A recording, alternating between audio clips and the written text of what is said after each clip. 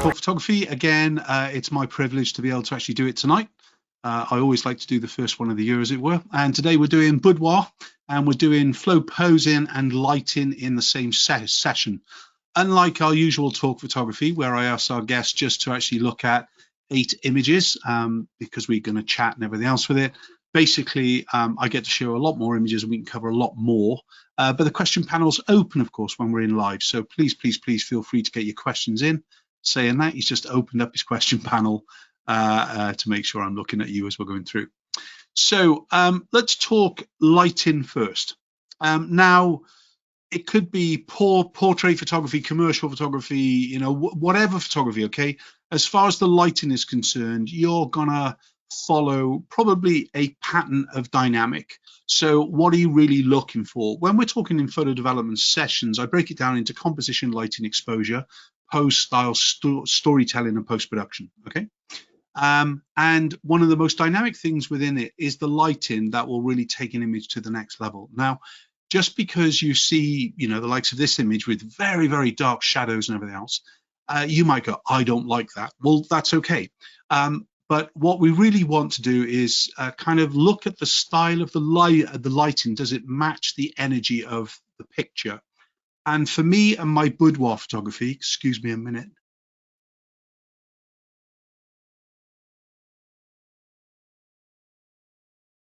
First sneeze of the year. Anyway, what I'm looking to do is add the right lighting into the energy that I want people to look at.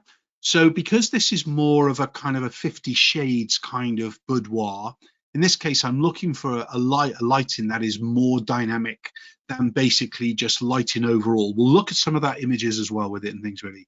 So within here, to add or distract, whichever you want to say, from the pose, and to bring a little bit more kind of edginess to it, I'm going for a smaller light source, like a honeycomb light or a snoot light, whatever you would prefer. Even a very small soft box with grids on will make a difference to the image that you choose. The choice of light, whether it's speed light or studio flash and everything else, is really down to you. It doesn't matter to me. It could be LED, it could be daylight and so on. But when we want a small light, we need to basically make sure we can get the light small. Even the simple element of a torch, you know, a cheap one LED lamp that you buy in the likes of the garages. When we first did the Apprentice series going back about 13 years ago or 14 years ago, on one of the last sessions that we did with John and Ozzy, we did boudoir photography, and I threw another curveball in, fixed lens, wide aperture, and basically LED torches.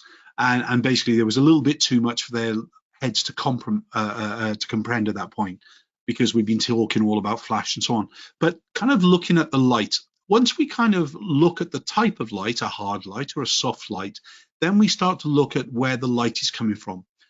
By a kind of a simple guide, if you think about the light from the 9 o'clock position as it goes in a clockwise position around to the 3 o'clock position, you will always create a more dynamic image than you will if the light comes from the 3 o'clock position around in a clockwise position to the 9 o'clock. So specifically when it goes from the 4 to the 8, those lighting positions are going to be a little bit more consumer sellable. Whereas really what I'm looking for is from that 10 o'clock to the 2 o'clock light, we're going to create this edginess dynamic. So that's really what we're trying to achieve within things. So when we start to kind of look at the images and we've got the kind of the dynamic look we're trying to achieve, it's kind of going, okay, so even if I'm using a small softbox, if I was to tilt the light downwards and it washes in front of them, that means basically it's coming down like a street lamp. So then all of a sudden we're going to have heavy shadows underneath. I've got to make a decision whether I'm going to lift those shadows up with the likes of a reflector card. Some photographers even use an uplight, a flash as it were, to kind of come upwards.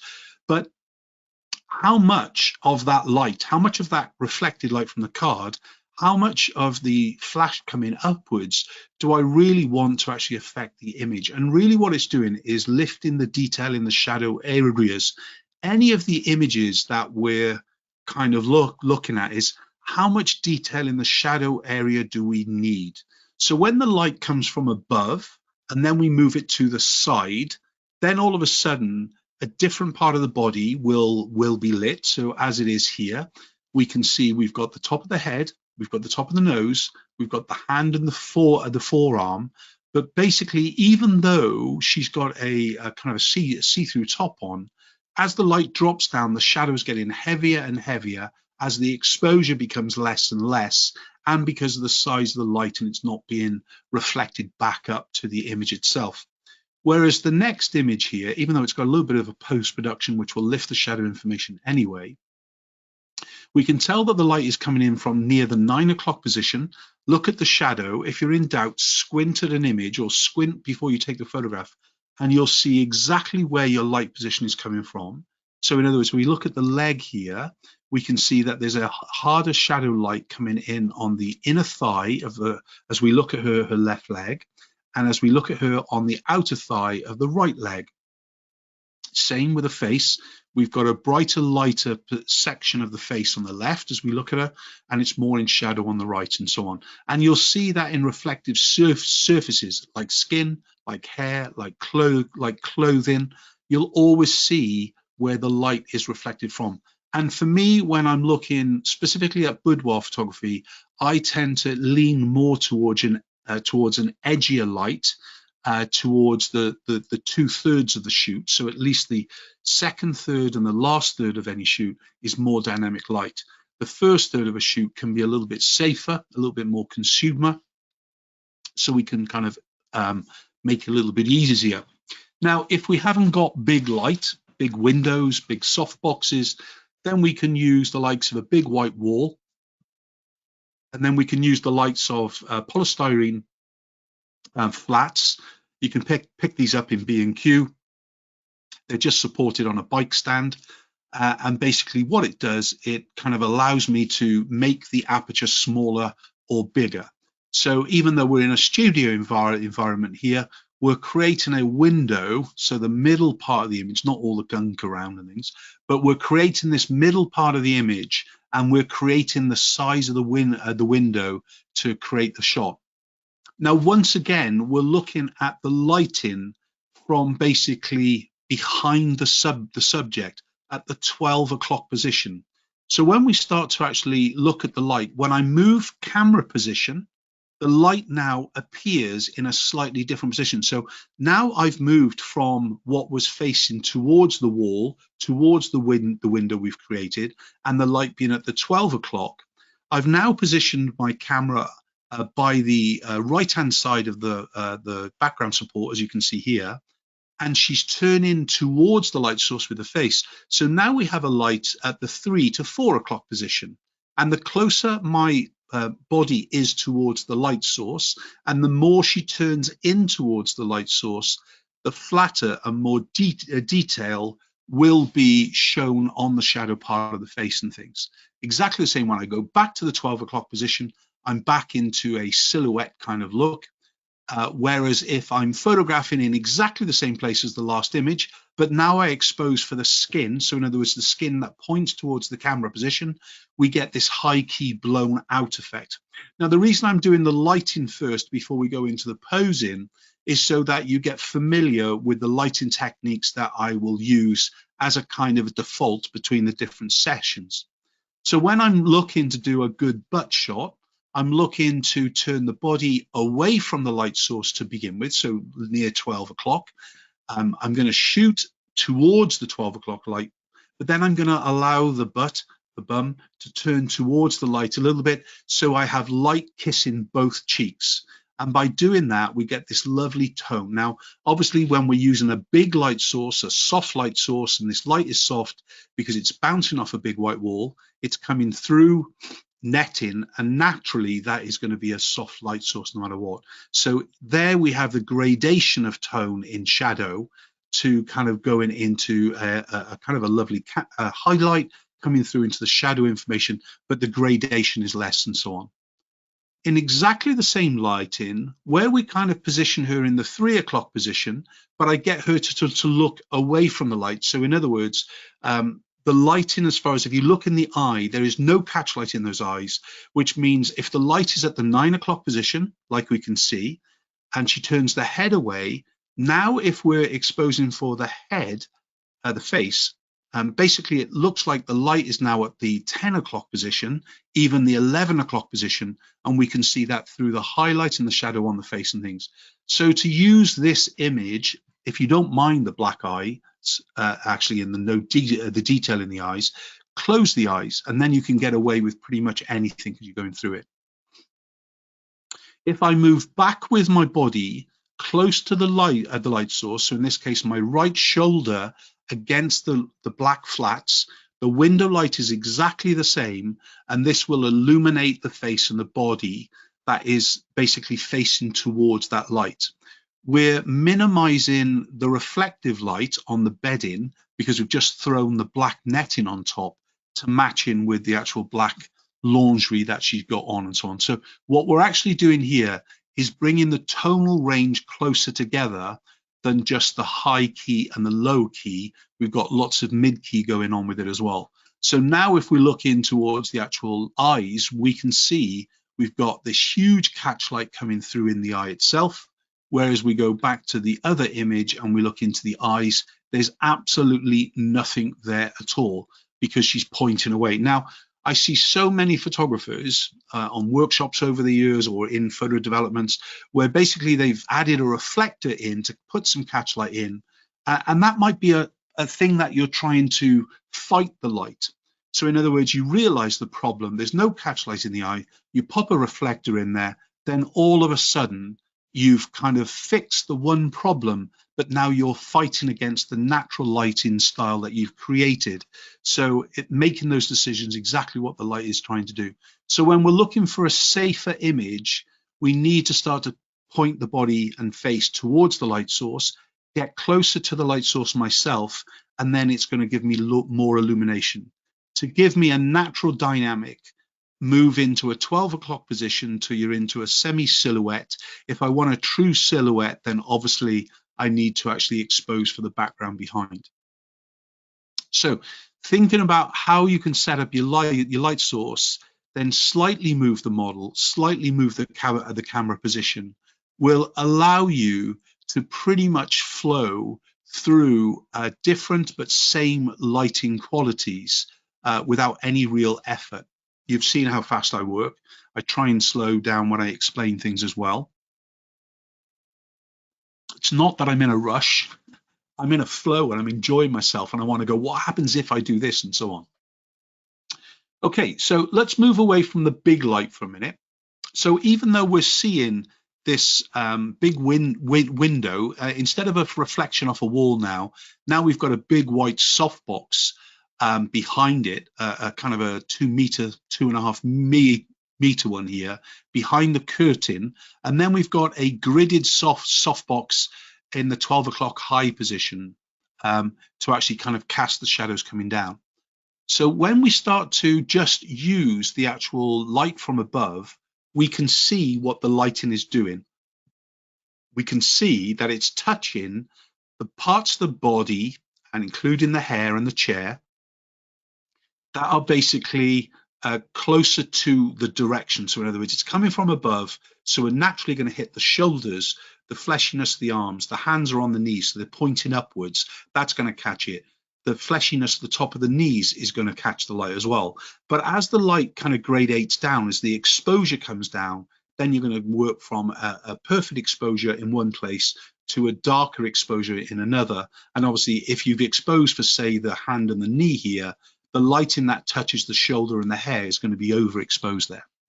So in the same way, if the subject is looking directly away from the light source, we're going to get black eyes and black shadows and so on. And you might feel that this is a bad place to start. Well, in fact, all we need to do here is move the subject or move the lighting or both. So in other words, if I move the subject and the chair closer to the background, you can see that there's not much of a change here, okay? But I've moved her back around about 8 to 10 edges the chair towards the actual background. The softbox hasn't moved, but there's more light spilling onto the subject now, even though it's got a grid on and it's coming down. Most of the honeycomb grid softbox light is coming down to hit her. Because it's a kind of a feathered light as well, and you don't usually get a feathered light to do with a gridded box, but the bigger the box, the bigger the grids, you are going to get some feather of some kind. If she's looking up, we've got a usable image. So in fact, what we've done, we've got kind of a dynamic image anyway, because the lighting is still high and above. Whereas if we kind of bring her away from the light source, so back to where we were, yes, now we're starting to control it. So now this is with that window light on as well, so it's given an illumination, filling in the shadows, and you can tell there's a secondary light running as well because of all the light coming onto the feet, coming onto the side of the leg, so we can analyze the image and understand the light position. So this is the light from above and the window light that we saw in the background. If you just joined in, we're on about this here. So in other words, with the first shot we just saw here, it's just with the light from above. Yes, when we just saw the second shot, we're now switching on the window light as well to actually use that fill. So it's kind of lightening and brightening the shadow areas within the image. But really what I'm trying to do is keep this dynamic. So in other words, switching off the window light and minimizing the amount of power. And then if I move the subject away from the wall more, that means more dynamic will be brought in towards the light. So if you're looking at that again, that's with the window light on, that's with the window light off. You might like it like this. I prefer the more dynamic. And remember, beauty's in the eye of the beholder. This is really down to you. So just now when we're working with that light from above, if she looks away, the only thing that is lit is really the shoulders and the tops of the legs.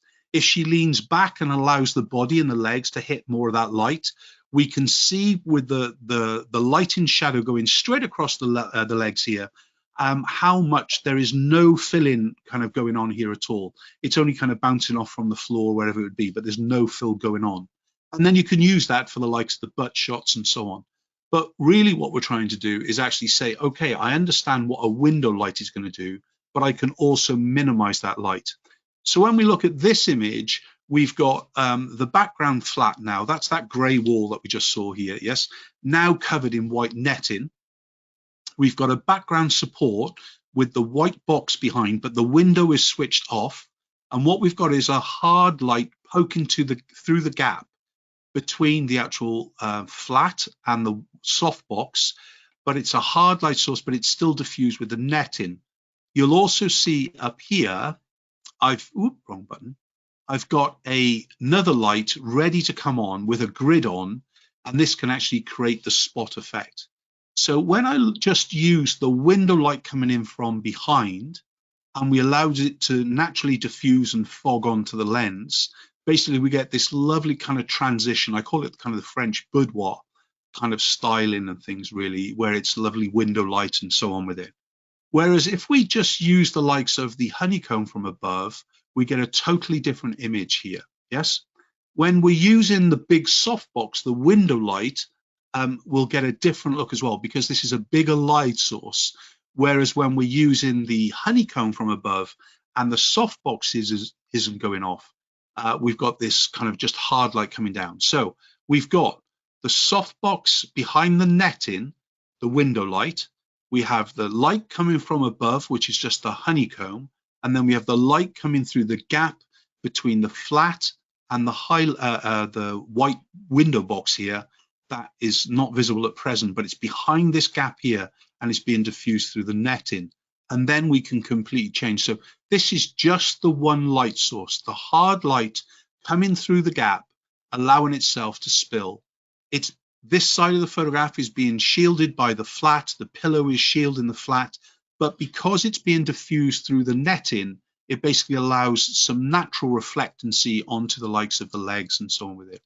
And then obviously if we diffuse that light on the lens more, you've seen me breathe on the lens or use plastic in the front, plastic glass, and breathe on that, or kind of wipe it down with water or Vaseline, we can shoot through it and then we can get a different look and feel again with it.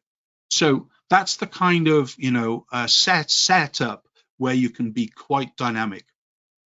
In the same way here, while we were doing the lockdown lives, as it were, these were kind of images that we were doing as far as the kind of the fairy lights was concerned. So this is in fact the bed in exactly the same position.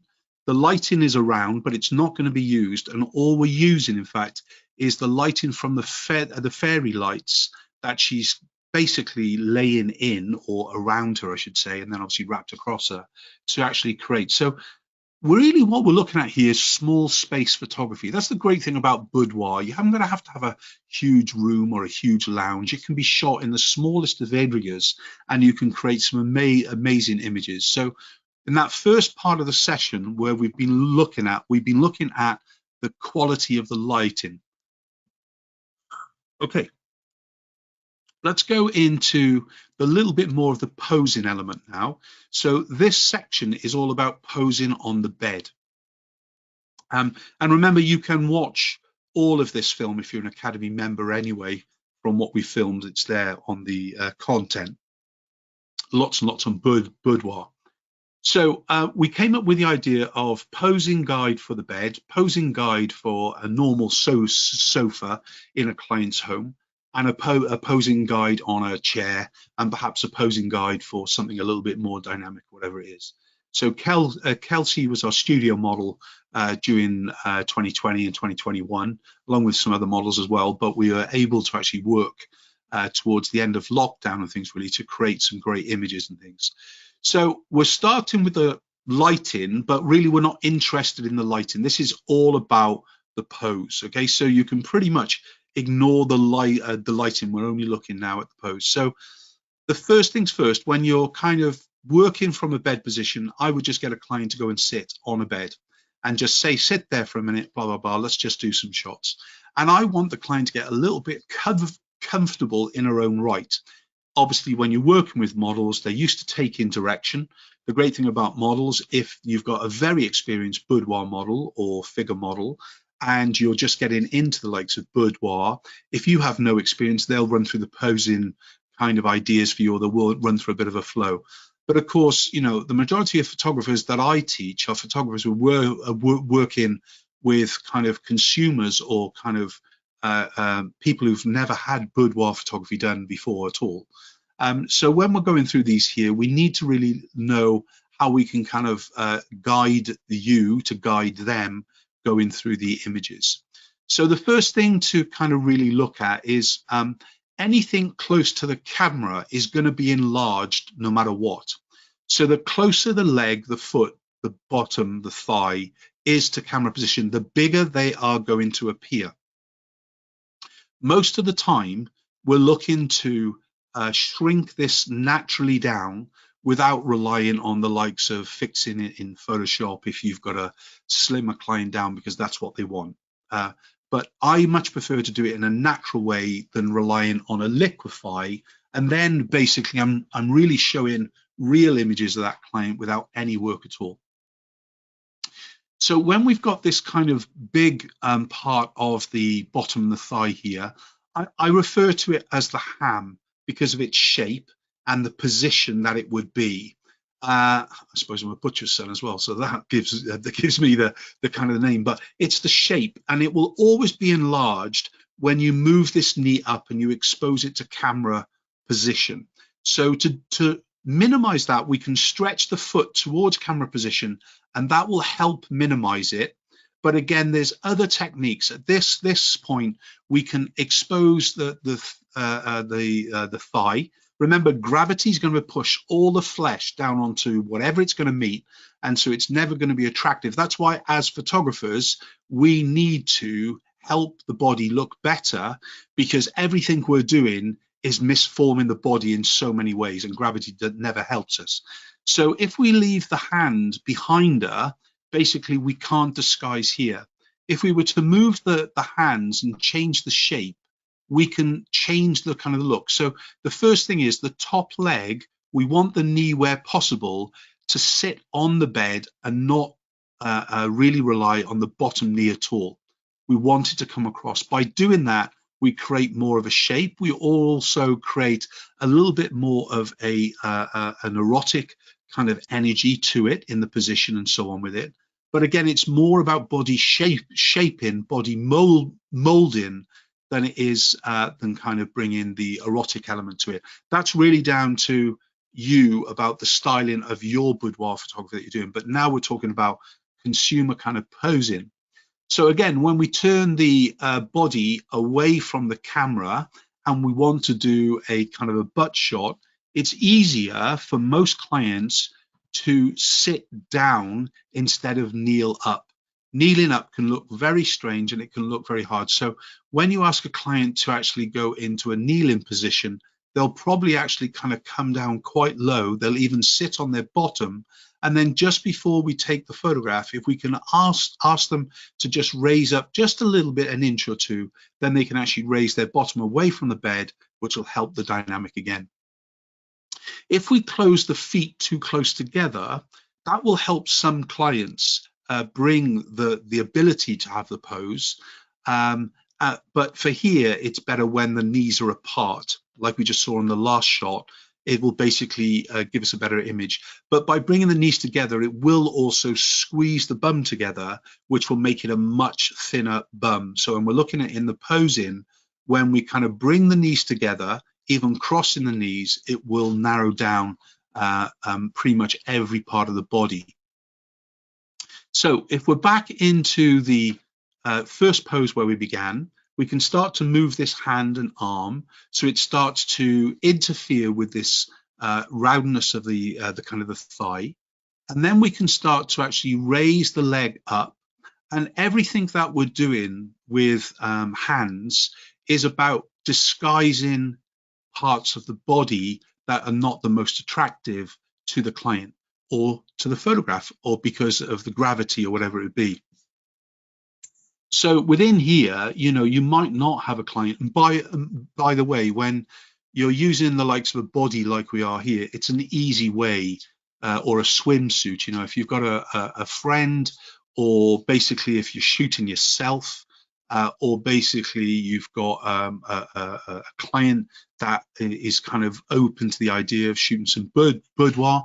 If you starting with the likes of a swimsuit, they're used to that, or a body, that will kind of give them a little bit of body confidence as well, because that's really what we're doing with boudoir photography. This is a confidence building exercise for the actual client, making them feel amazing. When we're crossing the legs, the only thing we really got to avoid is looking straight between the legs, because that's a no-no. So here, when we cross the ankles, their job is to kind of hide the groin. And by doing that, it basically allows the pose to develop. So now we can actually, as you can see, crossing the hands. She could be implied nude at this place if she just had a slip-on without bra straps or whatever it would be. It even allows you to retouch out the straps here to kind of give an implied nude if that's what you're doing. So this will kind of give us a flow. When we're leaning the client back onto the bed, the first thing to animate is the legs. We really need a knee bent the whole time. The back knee is usually going to be the higher knee compared to the front knee.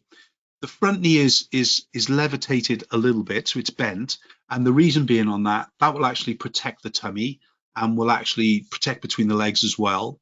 Whereas the leg from behind will start to give us the shape, the shaping.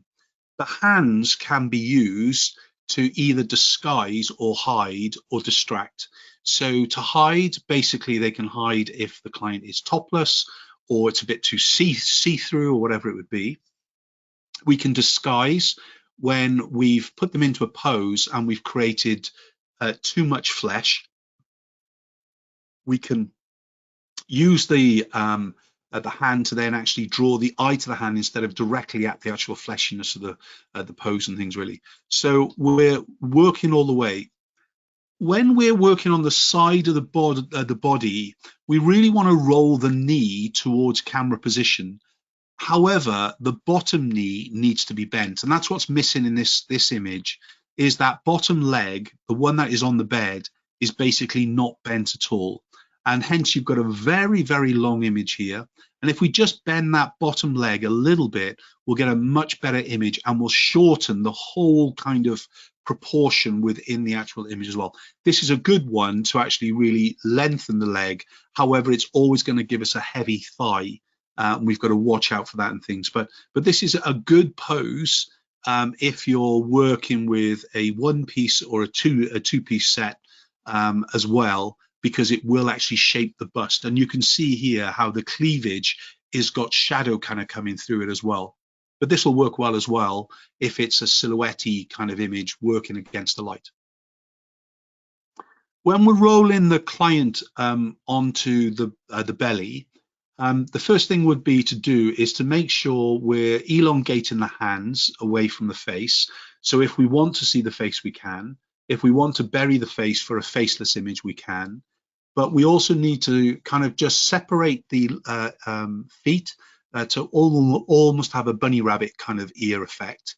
And by doing that again, it gives the client, they know what to do. Now, there's more posing going to go on, but what we're talking about here is basic posing for real women, so they can feel comfortable instead of feeling like they're going through the likes of a gym session and basically they're going to come out of here knackered because of all the kind of the tummy positions and leg positions and everything else that you're doing. However, really what we want to do is raise the butt up. We want to raise the whole body up, and we want to create this gap between the body and the actual bed, however high it's going to go. And you can see already with her burying the head in here, we've literally got a faceless image. You can bury the head down lower. Anything where the face is not visible, I'll refer to as a faceless image, okay? And like we saw with the light in the 50 Shades kind of thing, yeah? But here, as far as, this is a hard pose to do. So we've got to make sure we're ready to shoot the image. But again, once more, try and separate those feet in a little bit of a bunny style, so at least they don't look as one and they don't all merge together as such. When the client is on their back, we don't, laying down, like we saw 2 shots ago, really what we want to do is actually roll the body to us for the next shot. So that we basically take all the kind of the posing off the front of the tummy, and basically we're pushing the body away with what would be her right arm, and that would be pushing down onto the actual bed so she can roll back away.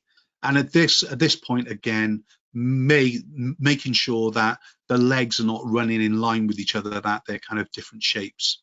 You can go too far at times, but usually if you're shooting the full length image and you think that's not quite right, but you like the pose and the flow that you've got, go in and crop the image in camera when you're doing it.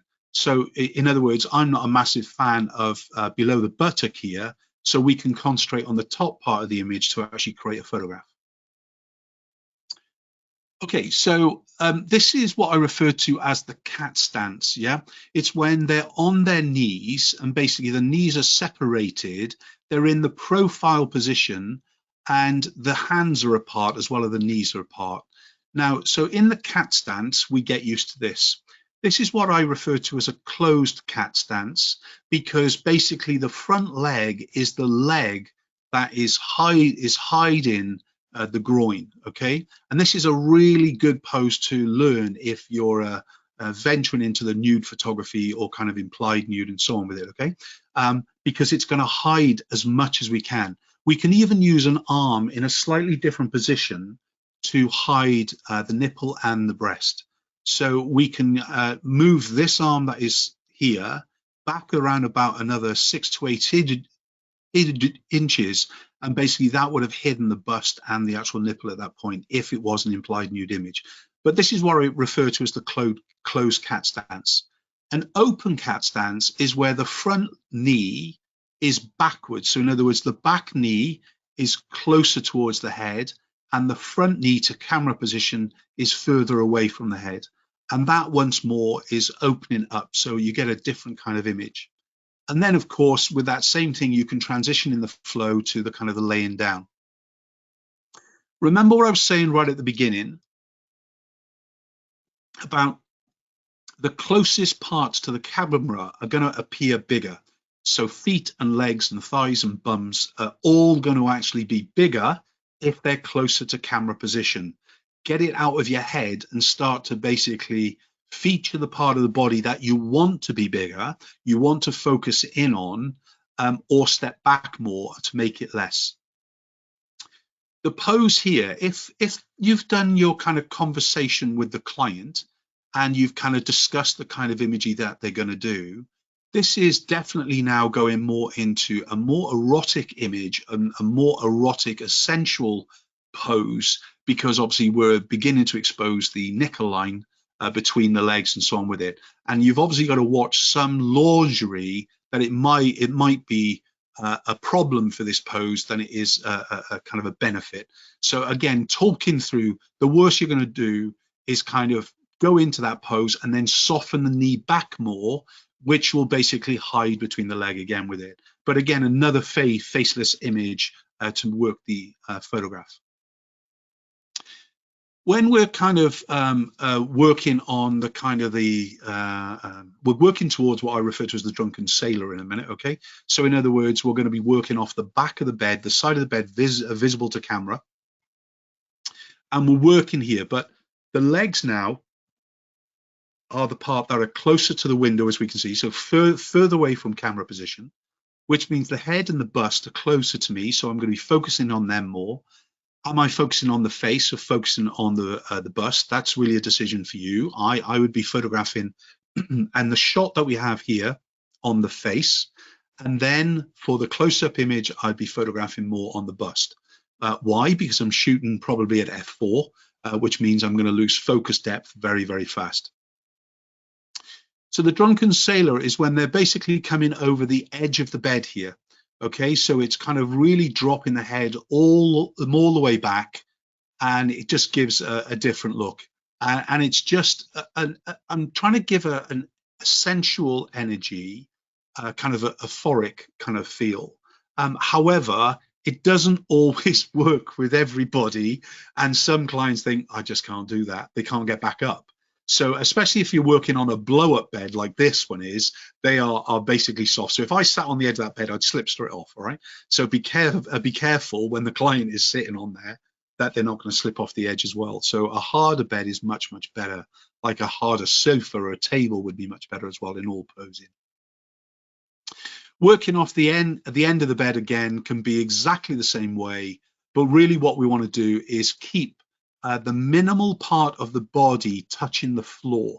If you can do that, in this case it's the knee, this case it's the toes, and by doing that we have dramatically changed the stretch. But this is kind of more for the kind of the swimmer, no matter what size of body they are, what shape of body, the swimmer, the gymnast, the cyclist. If you try and do this image with some clients, they're really not going to be able to actually get in the position, and they're going to feel like they failed. So, you know, these more dynamic poses you want to leave towards the end, or even do at all in case it knocks their confidence. Because I promise you, the confidence is very low when they're coming in at the beginning of the session. And really what we're trying to do is make their confidence very high by the time they leave the session as such. If we were looking at the posing on the sofa, we chose the kind of the clip-on IKEA sofa. We have two main sofas in studio, and one was the clip-on, one was the kind of the red one. Both are kind of a two-seater sofa. Better to have a three-seater sofa if possible, because it'll make the whole body look smaller anyway. But really what you want to do is avoid from sitting on the edge, because once more, it's going to actually make the fleshiness of the body kind of actually really start to take hold of gravity, and it's going to make it look thicker on the thigh. So get a leaning pose and try and get the pose where they're kind of in a horizontal line. So at least that then will minimize what is closest to camera. You can see this knee here is pretty much the closest to camera, so it looks bigger than it is in real life. The same with this pose here. So if you ignore the full length, but you go in and you almost crop through the knee, so you've got half of the buttock up towards the head, then what we've got is a really beautiful posing element using the sofa. Not always the pose that you're putting them in is a full length image, and it's knowing how to actually crop in within the photograph.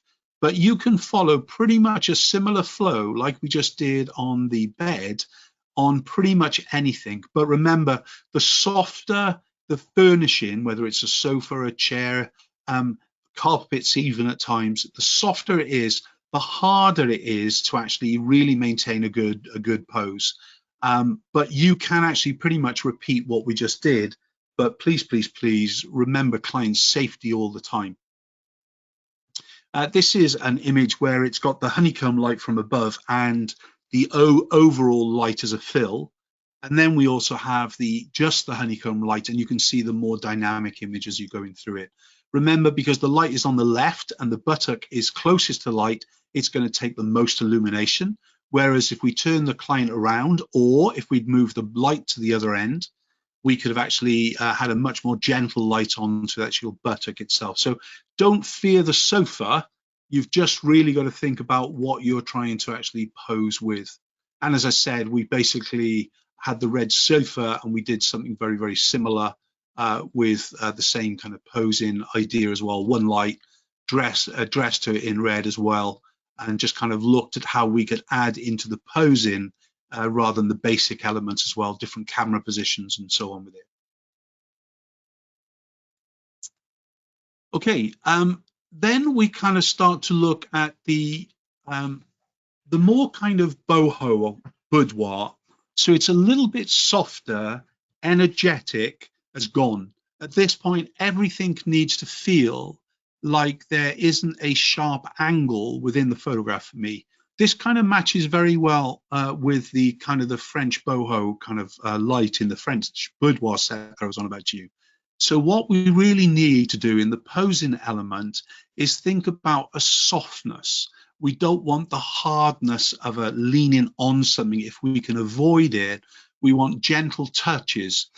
By design, we usually talk about the side and the edge of the hand is the most photographic, most photogenic, okay? But there are times that when the client is moving a dress or a strap or whatever it is, you might be photographing as they're doing it, and you just go with the flow. So, you know, even though I have kind of a wish list of the perfect pose, there's times where we have to soften that idea down or soften the structure of the shot to allow the natural flow to go on. But where possible, we want to avoid the kind of the back of the hand. When we're starting to use a softness and a graininess and the kind of the fogging and the so on with it, you can see what I mean. We've got a different energy overall to the image. This is obviously all from the sun coming in from the window. And then we've kind of brought the old chaise in, we've covered it with netting. We're kind of using this almost nighty negligee that she's got on as our kind of boudoir lingerie. But it gives a very soft and sensual image. But really for me, when I'm shooting this kind of session, what I would like to do is really move quite quickly around the whole subject, photographing from different angles, because one pose can work really well from one position, but all of a sudden, just by taking the camera for a bit of a dance around the subject, you can create a lot more variety to your images. I do like a lot of looking down photographs, okay? When I began my boudoir photography a long time ago, basically it was more kind of through the keyhole. So it was always at a lower angle, looking towards something very low key, etc. But as I've morphed and style has changed over the years, I go to a much more softer kind of light. Here, we're now adding a little bit of a mirror light onto the face. So this is literally a small 3-inch, 4-inch compact mirror that you can buy in any kind of cheapy shop. And what we're doing is allowing the sunlight, the raw sunlight, to be reflected back onto the subject to give us almost this cinematic kind of element and things, really. And as we kind of move through the image, now there's times where if you're doing the same thing, you might have moved the light a little bit in the wrong place because you're moving at the same time and so on. But you're going to shoot a little bit more variety. But this is about kind of that styling at this point. So as far as the flow is concerned, when I'm working in this way, I'm really a lot less kind of controlled on the flow of the pose than I am the flow of the session. So here, all the posing's done. Put your hand on the mirror, please. Grab the actual nightie up, kind of expose as much of the bum as you can, but actually cover the groin. And then we've got a lovely kind of backlit image. Then we kind of look at the sunlight coming through, and then we start to add that lovely spotlight onto her. And it's very, as I said, cinematic in its look and its feel and so on with it. And we don't even have to light the face there. We could have lit the body instead. Okay, I said it was different than the usual 8 images, didn't I? Yeah, we are looking first session of the year. You know what we're doing here. So a couple more things to do. So the first things first, speed light. Absolutely, yes. Don't think you've got to have studio flash for the likes of boudoir photography, okay? Speed light photography, the great thing about it, it's small flash. If we can contain the flash, make it small, zoom it, okay? Use a honeycomb, use a small soft box with a grid on it, use barn doors, use a snoot, whatever it is, make it small. For me, that instantly creates more dynamic light within the image. Obviously, because we're not using a modeling bulb onto the image, there's a little bit more kind of trial and error, but making sure you do your test shot and making sure it's in the right place. And then the model, or the client, I should say, has to really kind of stay in that vicinity to make the image work and things. But you can do everything that we're doing with that big light to begin with in a smaller light. And I absolutely love speed light photography. In fact, the first 3 boudoir films I made for what was called Photo Training for You, now the Photographer Academy, was a daylight film and then basically a speed light film. Those were the 2 first films, and then I used LED so you could see continuous light, and that's going back a long time ago and things. So nothing's pretty much changed, except for the likes of LED has become very, very cheap nowadays. You don't have to use a torch anymore and things. So speed light, absolutely, yes, yes, yes, yes, yes. Okay. Looking at what it's doing within the image, and it will create great dynamic photographs as you're going through. And the one thing I like to do, in fact, is to mimic dark on dark, light on light as a rule of thumb. So white lingerie is going to be on white bedding, black lingerie is going to be on black netting. However, there's time where the contrast really works, but you can see here how the pants, I actually love that style of pant. It's beautiful to photograph, and it's really good for some subjects who need to actually have a little bit of help with the covering of the belly. Just to help in the shaping. Remember, gravity's taking hold in everything that I'm doing. But this is a really great pant to actually use, and you shouldn't fear that. It doesn't always have to be small at all with it. If anything, a bigger pant or a knickerbocker, or the different styles. I've got a guide for boudoir photography, what dressing for success, to actually hand out to clients and to models as well and things, so they know what to be bringing in and things really. But we've always got a default. But as a rule, light on light, dark on dark, because it allows us to really kind of flow through. And then I can still change the lighting to change it from a high key image to a more of a mid key image. Okay, and then basically, if you're looking at the posing flow, I would go and watch Molly's session where we're kind of doing it, and she was one of our lockdown models as well. And this is shot towards the end of the studio in Barry. So this is, I think, June, July, or August, September of 21. And basically through here, Molly is pregnant. And she didn't tell us until she arrived on the day and everything else, which was great, and celebrated it and things really. But I recently did a bit of a film on shooting with the nightie or the negligee, and it's a really great prop to be able to actually hide things. And I would say these are the kind of things that I would encourage you to buy in from the likes of some of the cheaper suppliers. It's a great time in spring to buy some of the swimwear kind of robes for holiday. They often do these kind of almost see-through elements as well, and they're really quite cheap, like sarongs as well, and so on with it. But again, looking for a little bit of light.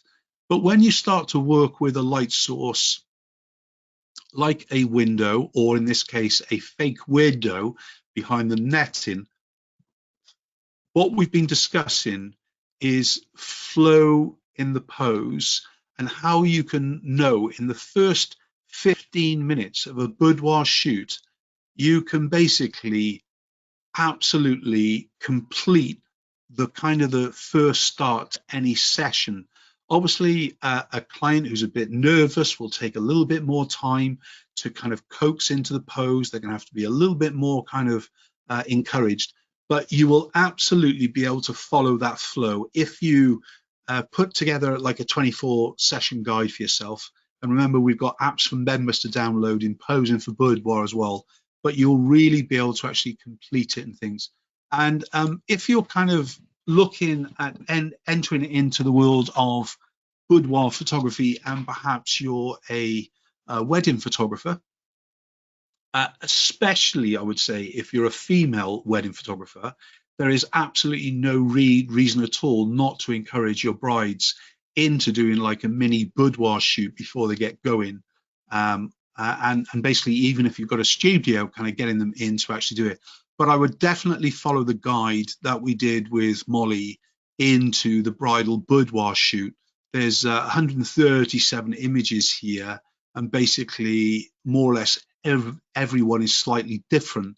What you'd want to do then is obviously narrow them down to the best of your pose, so you really got that great set of images. Whether they're going to be dressed or implied, that's really down to your client and things, but it can be a really great kind of add-in to your sessions as well. So thanks for joining me live on the first talk photography of the year. It's great to host it. I hope I've kind of really enthusiastically empowered you to get out there and actually shoot some different styles of lighting, as well as actually encourage you to perhaps dip your foot into the likes of boudoir photography. Thanks for joining me live, guys. Take care.